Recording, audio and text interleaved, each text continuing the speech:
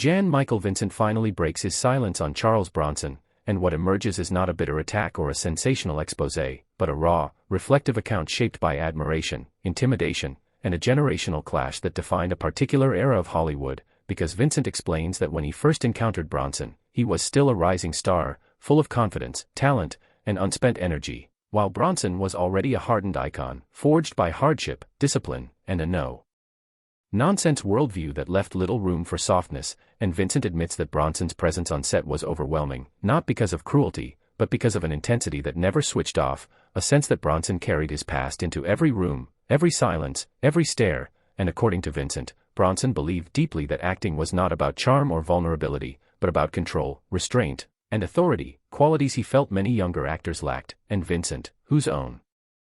style leaned toward emotional openness and instinct, felt quietly judged by a man who represented everything rigid and unyielding about old-school masculinity in Hollywood, and while there was no single explosive confrontation, Vincent says the tension lived in small moments, clipped conversations, long pauses, and an unspoken message that weakness, whether personal or professional, would not be tolerated, and Vincent later came to understand that Bronson's toughness was not performative but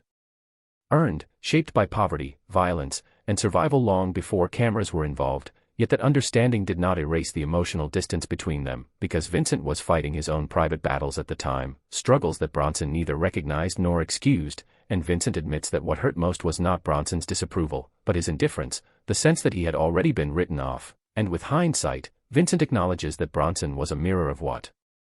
Hollywood demanded then: strength without explanation, endurance without empathy, and success without self-examination, and while Vincent's life took a tragic turn, he no longer frames Bronson as an enemy, but as a symbol of an era that had no language for vulnerability, no patience for fragility, and no mercy for those who faltered. And in finally speaking about Charles Bronson, Jan Michael Vincent reveals less about resentment and more about reckoning, recognizing that their disconnect was